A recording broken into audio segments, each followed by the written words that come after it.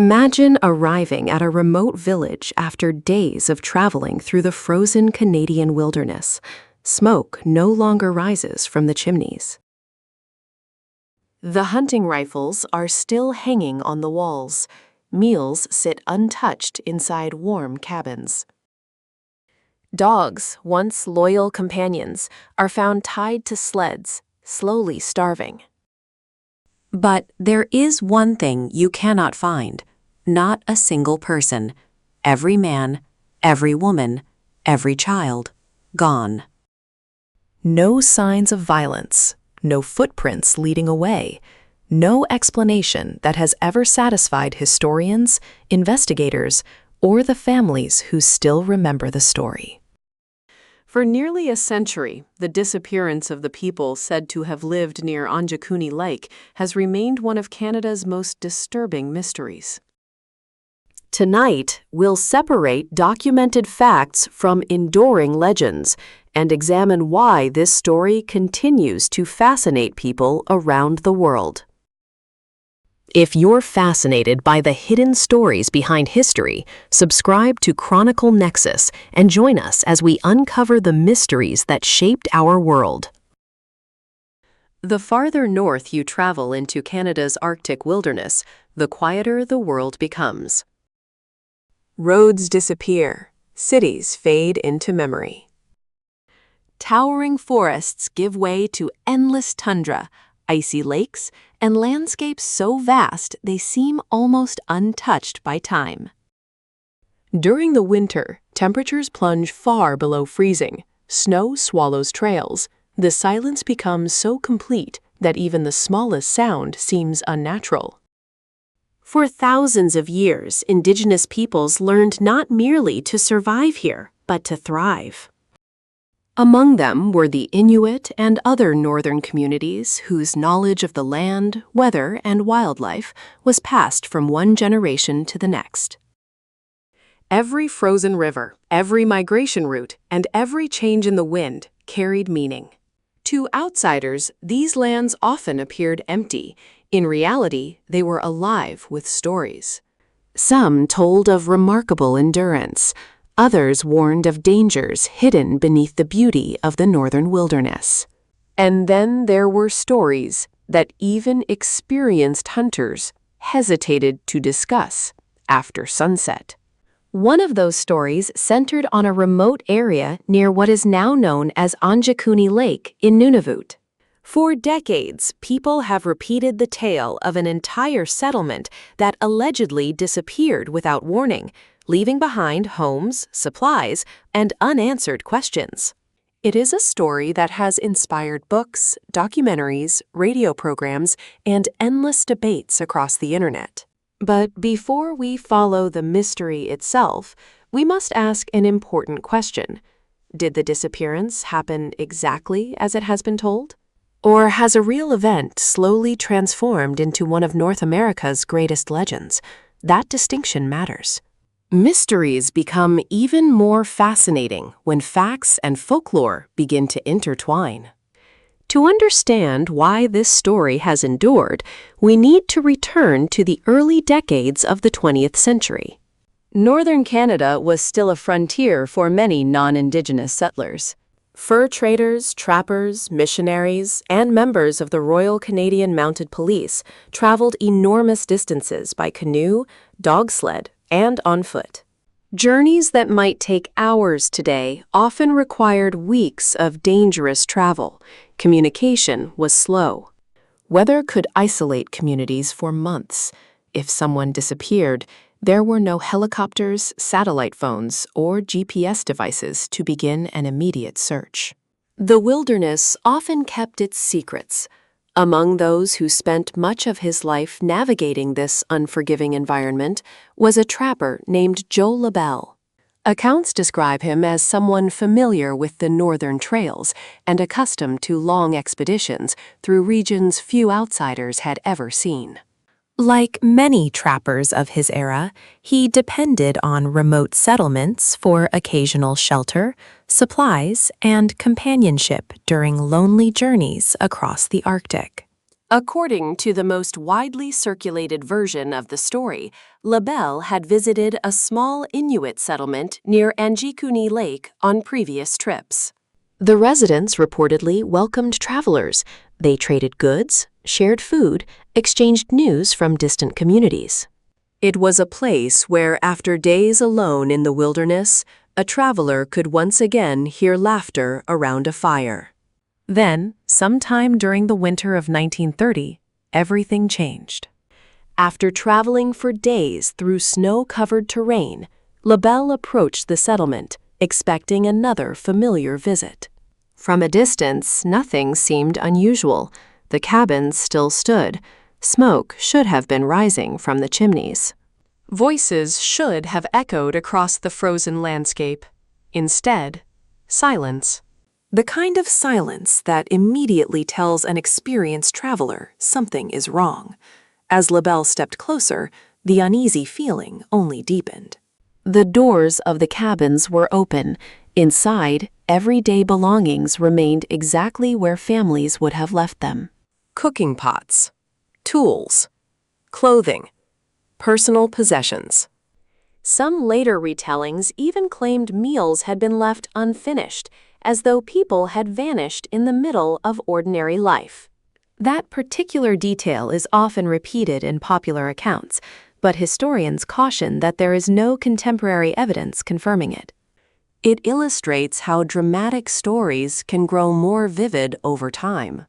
Still, even the more restrained versions describe a deeply unsettling scene. No people, no conversations, no children playing, no hunters returning with game, only abandoned structures standing against the endless snow. If the settlement truly had been occupied shortly before LaBelle's arrival, where had everyone gone? The wilderness itself offered few answers. Fresh snow can preserve footprints for days under the right conditions. Yet many versions of the legend insist there were no visible tracks leading away from the settlement. Like several other famous details in the story, this claim remains difficult to verify through surviving historical records. Then came one of the most haunting elements of the legend. Several accounts describe sled dogs still tied in place. Weak, hungry. Some versions even claim they had died from starvation, despite food reportedly remaining inside nearby cabins. Other researchers argue these details were added in later retellings and should be treated cautiously because reliable documentation from the time is lacking. Separating established fact from embellishment is not an attempt to diminish the mystery. On the contrary, it reminds us that history deserves careful examination. The truth is often more compelling than rumor because it forces us to confront what we genuinely know and what we may never know.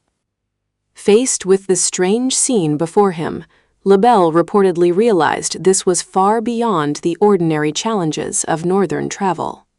If an entire community was truly missing, every passing hour reduced the chances of finding answers.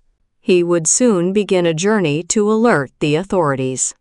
And that decision would transform an isolated story from the Canadian wilderness into one of the most enduring mysteries ever told. Joe LaBelle knew that every hour mattered. In the vast northern wilderness, survival depended on timing. A sudden storm, a broken sled, or a frozen river could mean the difference between life and death. If the people of the settlement had simply moved to another hunting ground, they should have left signs.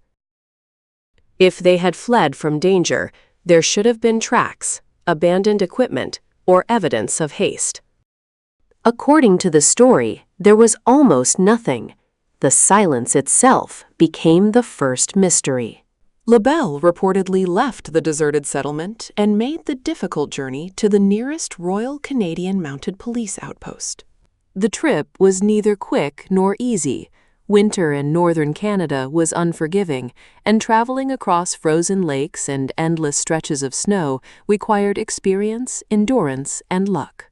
When he finally reported what he had seen, the account was extraordinary. An entire settlement had apparently vanished. If true, it demanded an immediate investigation.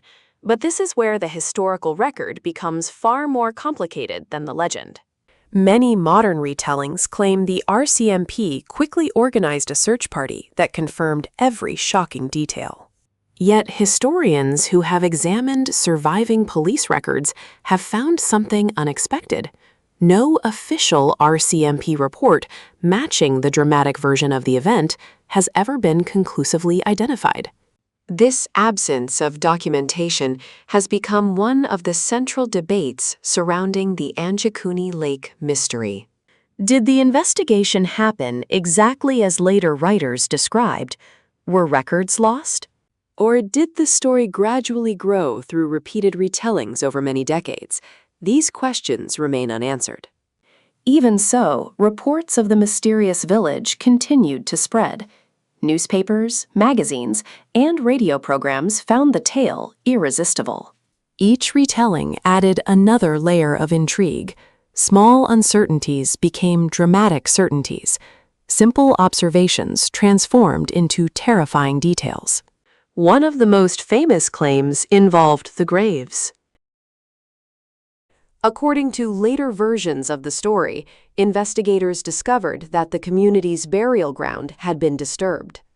Graves were allegedly opened, yet the surrounding earth showed no signs of vandalism or animal activity. The bodies, it was said, had disappeared. If true, this would have transformed an unexplained disappearance into something even more disturbing. However, historians have found no contemporary evidence confirming that this event occurred. No verified photographs exist. No official reports describe such a discovery. Most researchers now believe this detail entered the story years after the original accounts began circulating. That distinction is important. Legends often evolve by adding details that make them more dramatic. Over time, those additions become so familiar that many people assume they were always part of the original story. The Anjikuni mystery appears to be no exception. Another widely repeated claim involves strange lights in the sky. Some later accounts describe unusual blue objects or glowing lights moving silently above the lake shortly before the alleged disappearance. These stories have fueled decades of speculation involving extraterrestrials, unknown natural phenomena, or events beyond human understanding. Yet once again, contemporary evidence is remarkably thin. No verified witness statements from the time describe such lights. Most references appear only in much later retellings, long after the mystery had captured the public imagination. As the decades passed, separating original reports from later embellishments became increasingly difficult, and perhaps that is why the mystery refuses to disappear. Every generation inherits not only the story, but also the uncertainty surrounding it. By the middle of the 20th century, the tale of Anjikuni Lake had spread far beyond Canada's northern territories. Writers specializing in unsolved mysteries embraced it. Paranormal investigators cited it. Television documentaries presented dramatic recreations. Books repeated details without always distinguishing between documented evidence and folklore. The mystery took on a life of its own. Ironically, the more popular it became, the harder it became to determine what had actually happened. Professional historians eventually began asking a different question. Instead of asking, "Where did the villagers go?" they first asked, "Was there even a permanent village of the size described?" This seemingly simple question changed everything. Researchers examined historical maps, trading records, missionary journals, government documents, anthropological studies. They discovered that Inuit families in the region often lived in seasonal camps rather than permanent settlements. Communities moved throughout the year, following migrating caribou, fish populations, and changing environmental conditions. Mobility was not unusual, it was essential for survival. This meant that an outsider arriving months after a seasonal migration might mistakenly believe an area had been abandoned unexpectedly. To someone unfamiliar with Inuit traditions, an empty camp could appear mysterious. To the people who lived there, it might simply represent another stage in an annual cycle that had continued for generations. This explanation is considered by many scholars to be one of the strongest natural possibilities. But it does not resolve every question. Why would an experienced northern trapper mistake a normal seasonal movement for something extraordinary? Had LaBelle misunderstood what he encountered?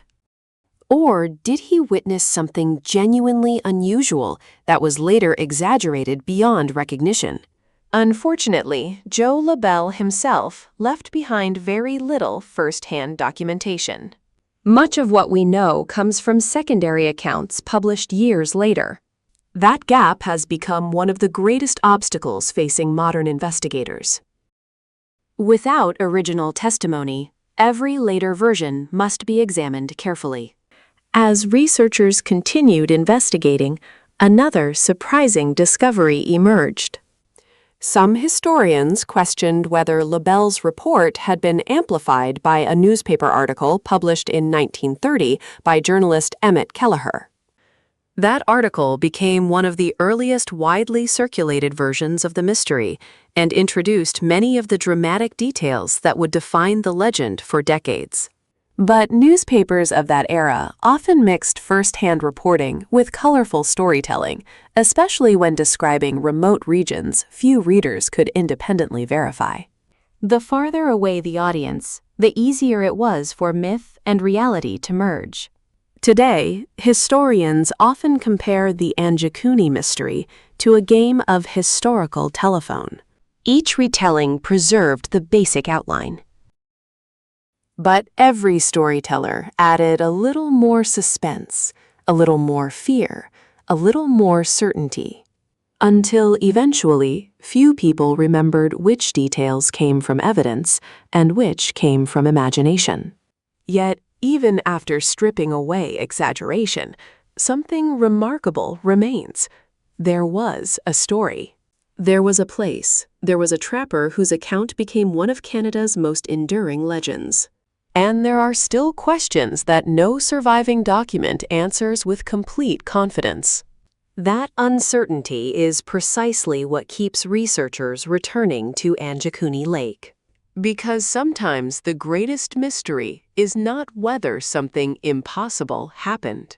It is how a single story can evolve into a legend powerful enough to survive for nearly a century. And as investigators looked beyond the legend itself, they began exploring a series of competing explanations, some rooted firmly in history, others stretching into the boundaries of the unknown. One by one, each theory would attempt to explain the impossible, and each would leave behind its own unanswered questions. By the time the story of Anjikuni Lake had spread across North America, countless theories had emerged to explain what might have happened. Some relied on history, others depended on speculation, a few ventured into the realm of the extraordinary.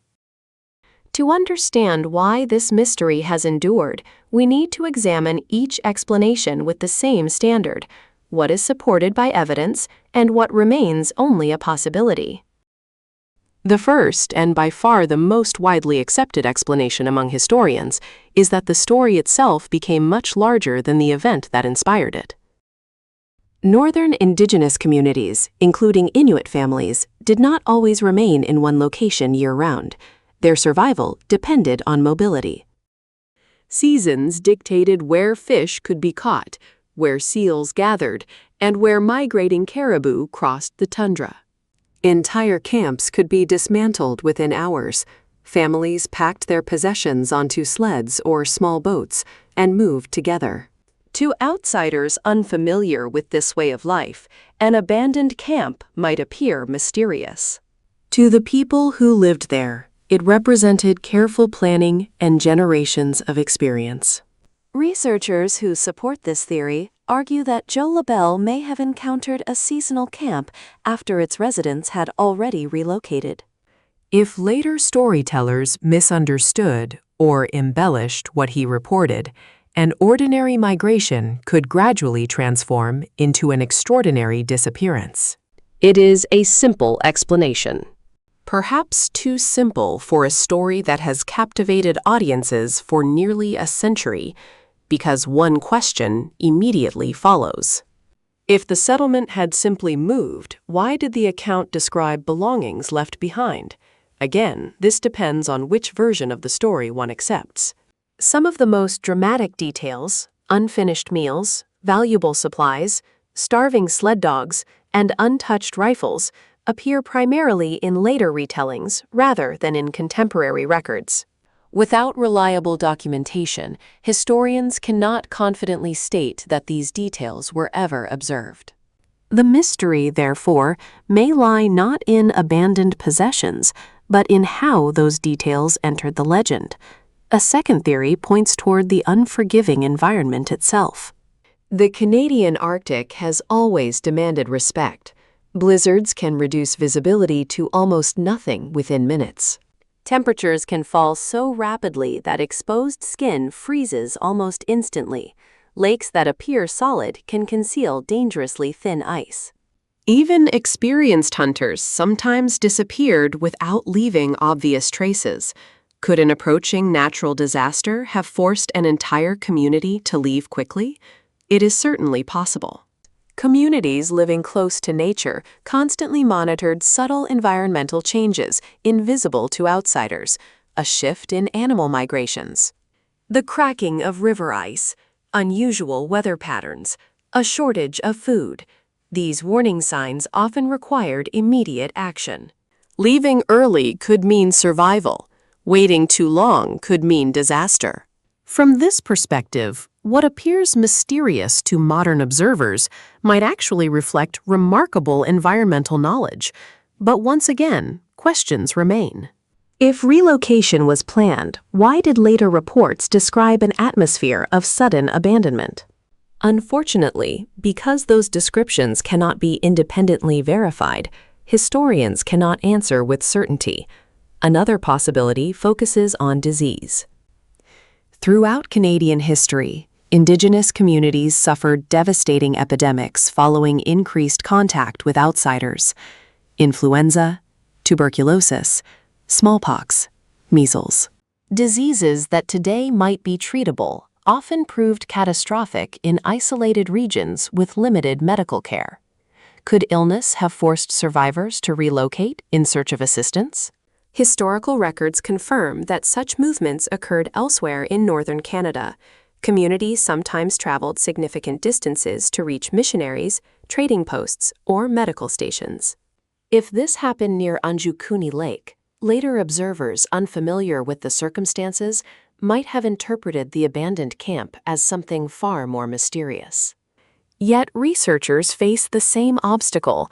No verified records directly connect an epidemic to the alleged disappearance.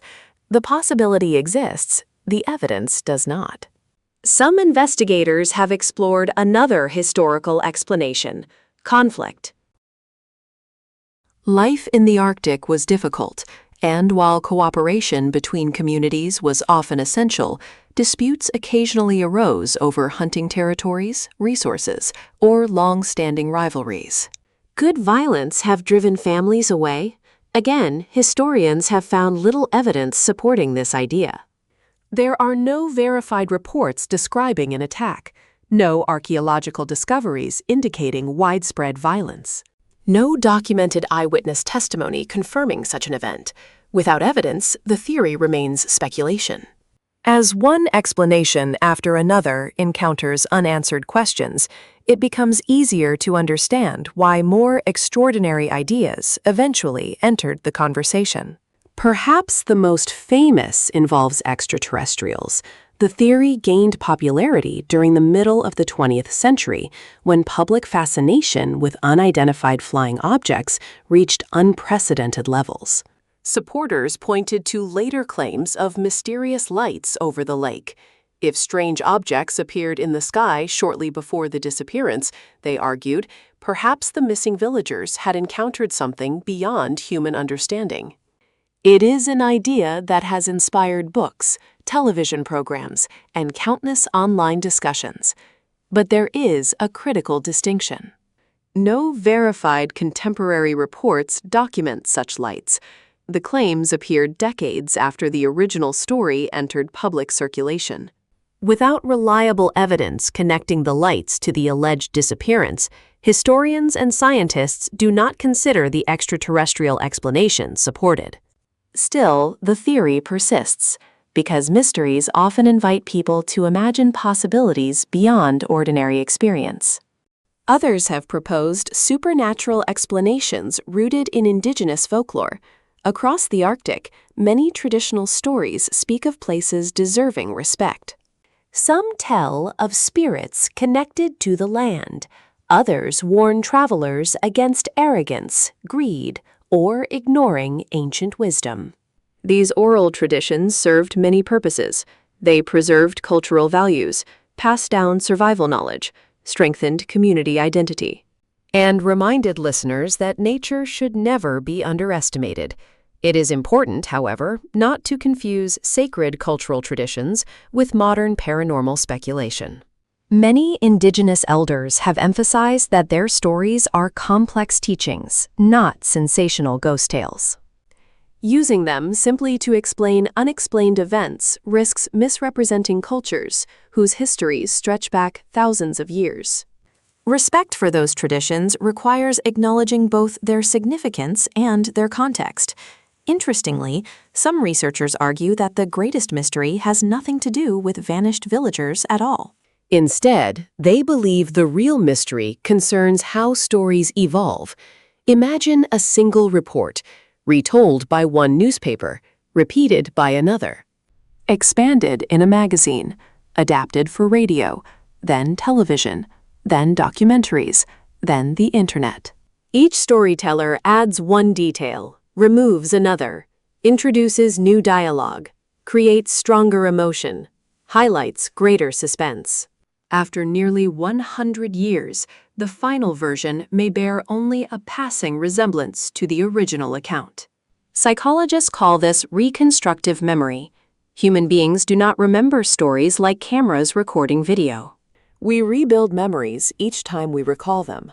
The more often a story is repeated, the more confidently people remember details that may never have existed. This phenomenon has been demonstrated repeatedly in scientific studies. Entire groups of people can sincerely believe events occurred exactly as described, even when contemporary evidence tells a different story. Perhaps that explains why the Anjakuni Lake mystery feels so compelling. It exists somewhere between documented history and collective imagination. Neither fully proven, nor fully disproven. But just as historians believed they had narrowed the possibilities, another discovery complicated the mystery even further. Researchers began examining the landscape itself, and what they found around the shores of Anjakuni Lake would force them to ask an even deeper question. Had everyone been searching for answers in the wrong place all along? The farther researchers looked into the Anjakuni Lake story, the more they realized that the landscape itself was becoming an essential witness. Unlike human memory, the land changes slowly. Lakes preserve shorelines for centuries. Ancient campsites leave subtle traces. Stone fire rings, hunting blinds, discarded tools, and animal bones can survive long after the people who left them are gone. If an entire community had truly vanished under extraordinary circumstances, perhaps the ground itself would reveal clues that history had forgotten. Over the past several decades, archaeologists and anthropologists have conducted extensive research throughout Canada's Arctic, documenting thousands of Indigenous camps and travel routes. Their work has transformed our understanding of northern life. Rather than isolated villages scattered randomly across the wilderness, researchers discovered a sophisticated network of seasonal movement. Families traveled according to rhythms established over countless generations. Caribou migrations, fish spawning seasons, ice conditions, weather patterns. Every journey reflected centuries of accumulated knowledge. To an outsider, these movements might appear unpredictable. To the people making them, they were as familiar as changing seasons.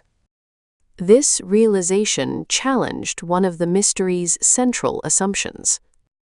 Perhaps the greatest mistake was imagining the North as a place of permanent settlements, similar to towns farther south. In reality, flexibility was often the key to survival. Communities adapted constantly to a landscape that never stopped changing. That does not diminish the mystery. Instead, it reframes it. The question becomes not, why did people leave? But rather, why did later generations believe they disappeared? As researchers examined historical records more closely, they found surprisingly little evidence supporting the existence of a large, permanently occupied village matching the dramatic descriptions found in popular books. Some camps certainly existed around Anjikuni Lake. That is well supported. Indigenous families had lived, hunted, and traveled through the region for generations. But evidence for an entire village of dozens of residents suddenly vanishing remains elusive. This absence of evidence has fueled two very different interpretations. Skeptics argue that the legend expanded far beyond any real event. Believers respond that remote northern communities were often poorly documented by government officials, meaning the lack of records proves very little. Both positions contain an important truth. Historical records from remote Arctic regions are incomplete. At the same time, extraordinary claims require extraordinary evidence, and after nearly a century, that evidence has never surfaced. The debate remains unresolved. Technology has added new tools to the investigation. Satellite imagery now maps terrain that once took explorers months to traverse. Ground surveys identify ancient campsites with remarkable precision. Radiocarbon dating estimates the age of fire pits and artifacts. Digital archives allow historians to compare newspapers, government correspondence, missionary journals, and trading records from across Canada. Yet despite these advances, no discovery has conclusively confirmed or disproved the legendary disappearance. Sometimes technology solves mysteries. Sometimes it reveals how little we truly know. Researchers have also explored the role of oral history. For many Indigenous communities, history was preserved not through written documents, but through storytelling. These traditions carried practical knowledge, family histories, and cultural identity across generations. Some oral accounts describe periods of migration caused by changing wildlife populations or harsh winters. Others recall epidemics or difficult years when families relocated.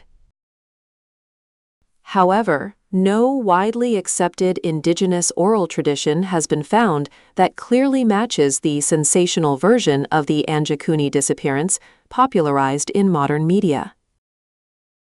That silence is significant. If an event of such extraordinary scale had occurred, many scholars believe it would likely have left a stronger imprint within local cultural memory. Still, oral traditions are diverse, and the absence of one specific story cannot definitively prove that no unusual event ever happened. It is another reminder of historical certainty. One of the most fascinating aspects of this mystery is not the disappearance itself. It is the way people respond to uncertainty. When evidence is incomplete, the human mind naturally searches for patterns. We connect scattered facts, we fill empty spaces, we imagine explanations that transform uncertainty into narrative. This instinct has helped humanity survive for thousands of years. It allows us to recognize danger, predict outcomes, learn from experience, but it also makes us vulnerable to seeing connections that may not exist.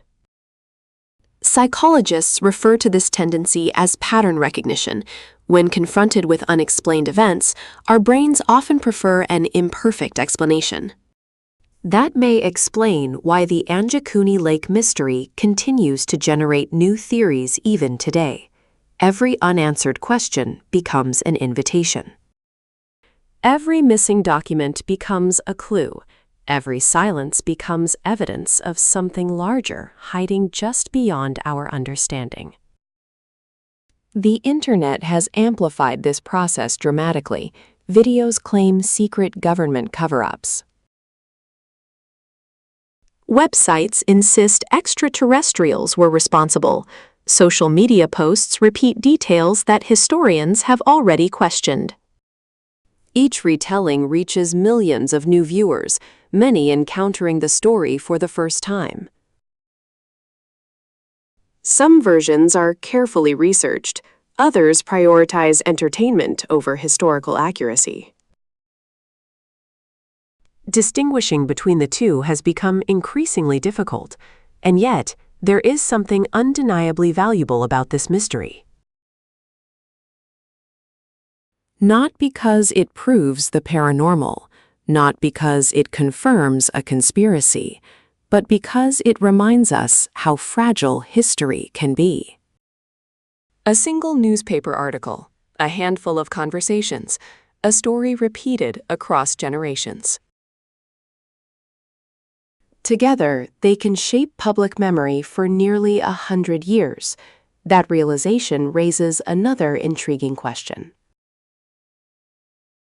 What if the greatest unsolved mystery isn't where the people of Anjikuni Lake went, but how the legend itself became more famous than the historical evidence behind it? It is a question that reaches beyond one remote lake in northern Canada. It challenges every mystery we inherit from the past. How many stories have changed through repetition? How many accepted facts began as assumptions? How many legends contain a small kernel of truth hidden beneath layers of embellishment? Around the halfway point of our investigation, one truth becomes clear. The Anjikuni Lake mystery is no longer just about a missing settlement. It has become a case study in how history, memory, journalism, folklore, and human imagination can become inseparably intertwined. Which theory do you believe is closest to the truth? Share your opinion in the comments. Because sometimes the most revealing answers come not from certainty, but from thoughtful debate. As historians continued peeling back the layers of this enduring legend, they uncovered one final perspective. One that shifts our attention away from what may have happened in 1930 and toward why this story still captivates millions nearly a century later. The final chapter of this mystery is not found in frozen cabins or abandoned camps. It is found in us and in humanity's timeless fascination with the unknown. For nearly a century, the story of Anjikuni Lake has survived where countless other mysteries have faded into obscurity. Wars have come and gone. New technologies have transformed the world. Entire generations have passed. Yet the question still lingers. What really happened in the frozen wilderness of northern Canada? The remarkable thing is that no single answer has ever managed to silence the others. Every explanation solves one part of the puzzle, while leaving another piece untouched. The seasonal migration theory aligns with what historians know about life in the Arctic, yet it struggles to explain why the story became so extraordinary in the first place. The newspaper exaggeration theory accounts for many of the dramatic details that appeared over time, but it cannot tell us precisely what Joe LaBelle may have actually experienced. The theories involving natural disasters, disease, or conflict are all historically plausible, yet none are supported by enough direct evidence to stand as definitive conclusions. And the more extraordinary ideas, whether involving supernatural forces or visitors from beyond our world, remain fascinating precisely because they venture beyond what the available evidence can establish. This is where responsible investigation becomes most important. A true mystery is not an invitation to believe the most dramatic explanation. It is an invitation to examine every possibility with equal honesty. The strongest investigators are not those who rush towards certainty. They are those willing to admit when certainty simply does not exist. That lesson reaches far beyond Anjikuni Lake. History is filled with unanswered questions. Ancient civilizations disappeared. Explorers vanished. Ships were lost without distress signals. Entire settlements were abandoned for reasons we still debate today. Sometimes archaeology eventually uncovers the answer. Sometimes forgotten documents emerge from dusty archives. And sometimes the truth disappears forever. The Anjikuni mystery reminds us that history is rarely as complete as we imagine. Every historical record is shaped by the people who created it. Government reports preserve one perspective. Newspapers preserve another. Oral traditions preserve something entirely different. Each source contains valuable pieces of the past. Each also contains limitations. Historians do not simply collect stories, they compare them, question them, test them against physical evidence, accept what can be verified, remain cautious about what cannot. That process may seem less exciting than sensational headlines, but it is far more remarkable. Because it acknowledges something many mysteries refuse to admit. Sometimes the most honest answer is, we don't know. Standing today on the shores of Anjikuni Lake, the landscape offers no dramatic revelation. The water reflects the Arctic sky, just as it has for thousands of years. The wind moves across the tundra. Migrating birds return each season. Caribou continue ancient journeys that began long before written history. Nature has reclaimed nearly every trace of those who once traveled these lands. The silence remains. But it is no longer an empty silence. It is filled with possibility. Somewhere within that silence lies a real story. Perhaps it was an ordinary seasonal migration misunderstood by an outsider. Perhaps a newspaper transformed a confusing event into an unforgettable legend. Perhaps fragments of several true events merged over decades until separating them became impossible. Or perhaps there are details that history has simply lost forever. Every generation inherits mysteries like this, not because they expect to solve them, but because asking the questions teaches us something about ourselves. Why are we so fascinated by disappearances? Why do abandoned places stir emotions that thriving cities rarely do? Why does uncertainty remain in our minds long after certainty has been forgotten? Psychologists have studied this phenomenon for decades. The human brain dislikes unfinished stories. We naturally seek conclusions. When none exists, our imagination begins constructing its own. That instinct explains why unsolved mysteries spread so rapidly. They invite participation. Every listener becomes an investigator. Every viewer becomes a detective. Every unanswered question becomes personal. Perhaps that is the true power of the Anjikuni Lake mystery. It transforms passive audiences into active thinkers. Instead of presenting a tidy conclusion, It challenges us to weigh evidence, question assumptions, and distinguish documented history from compelling folklore. In an age where information travels faster than ever before, that skill has become more valuable than at any other point in history. Not every dramatic story is false. Not every official record is complete. The truth often exists somewhere between unquestioning belief and absolute skepticism. That balance is where genuine investigation begins. As we reach the end of this journey, one image continues to linger: a lone traveler crossing an endless expanse of snow. A familiar settlement waiting beyond the horizon. Then, silence. Whether that silence marked an ordinary migration, an extraordinary misunderstanding, or an event that history can no longer fully reconstruct, it achieved something few stories ever do.